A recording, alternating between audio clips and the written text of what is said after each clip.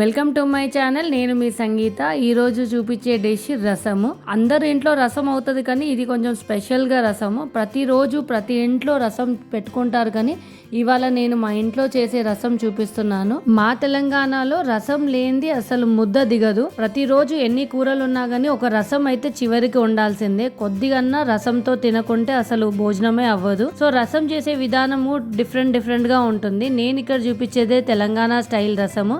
మీరు కూడా ట్రై చేసి కమెంట్ చేయండి. సో ఎందుకు ఆలస్యం, రసం ఎలా చేయాలో చూసేద్దాం. ముందుగా ఒక గిన్నె తీసుకొని అందులో చింతపండు, నిమ్మకాయ అంత సైజ్ చింతపండుని తీసుకొని ఒక గ్లాస్ వాటర్ తో మంచిగా వాష్ చేసుకోవాలి. ఏదైనా డస్ట్ పార్టికల్స్ ఉంటే అంతా వెళ్ళిపోతాయి. ఆ తర్వాత ఒక గ్లాస్ వాటర్ వేసి ఒక పండు టమాటో తీసుకొని టమాటో పైన ఉన్న తొక్క తీసేసి టమాటోని చింతపండు వాటర్ లో 10 నిమిషాల పాటు నానేసి పక్కకు పెట్టుకోవాలి. ఆ తర్వాత రసం పౌడర్ ఎలా ప్రిపేర్ చేసుకోవాలో చూసేద్దాం. ముందుగా ఒక స్పూన్ మిరియాలు, 1.5 స్పూన్ జీలకర్ర ఎక్కువ ఉంటేనే రసం అనేది టేస్ట్ చాలా బాగుంటుంది. ఆ తర్వాత ఒక స్పూన్ ధనియాలు, చిటికెడు మెంతులు, 2 నుండి 3 ఒట్టి మిరపకాయలు, కొన్ని పొట్టు తీసిన ఎల్లిపాయలు.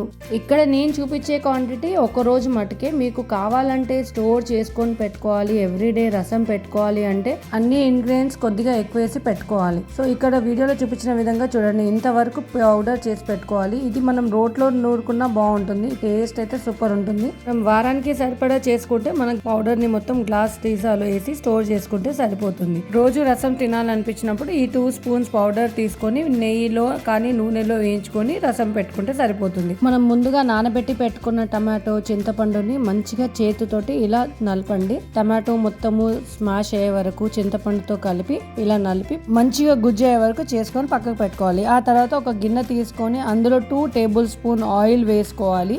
ఆయిల్ కాస్త వేడెక్కాక 2 నుండి 3 ఒట్టి మిరపకాయలు ఇలా వీడియోలో చూపించిన విధంగా చుంచి అందులో వేసేయాలి.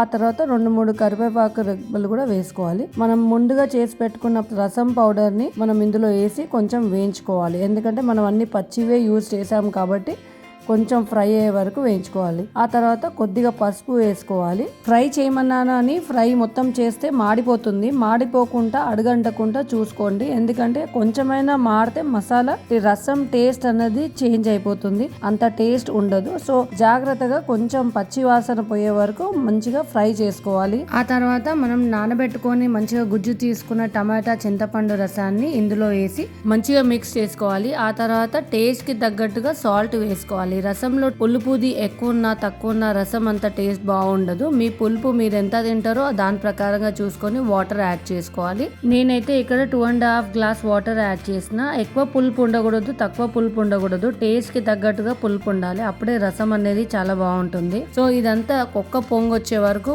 మసలు పెట్టుకోవాలి. ఎక్కువ మసలింది అనుకోండి అది ఎక్కువ టేస్ట్ అంత బాగుండదు. ఇలా పొంగు వచ్చేటట్టు పెట్టుకోవాలి. ఆ తర్వాత దీని మీద మనం మంచిగా గార్నిష్ చేసుకోవడానికి కొత్తిమీర, కడిగి కట్ చేసిన కొత్తిమీరని కొంచెం యాడ్ చేసుకోవాలి. స్టవ్ ఆఫ్ చేసిన తర్వాత కొత్తిమీర యాడ్ చేస్తే దాని ఫ్లేవర్ అనేది రసానికి మంచిగా ఉండిపోతుంది. ఇలా వేడివేడిగా రసం చేసుకొని అన్నంతో పాటు రసం తింటే ఇంకా ఏ కర్రీ అవసరం లేదు. మా ఇంట్లో ఎన్ని కర్రీలు ఉన్నా ఇలాంటి రసం అయితే ప్రతిరోజు ఉంటుంది. సూపర్ గా ఉంటుంది. మీరు కూడా ట్రై చేయండి. ఎలా వచ్చింది కమెంట్ చేయండి. ఇది పిల్లలకు, పెద్దవాళ్ళకు అందరికీ చాలా మంచిగా నచ్చుతుంది. వీడియో నచ్చితే లైక్ చేసి మన ఛానల్ ని సబ్స్క్రైబ్ చేసుకోండి. మరెన్నో మంచి వీడియోస్ తో మీ ముందు వచ్చేస్తాను. Thank you so much for watching.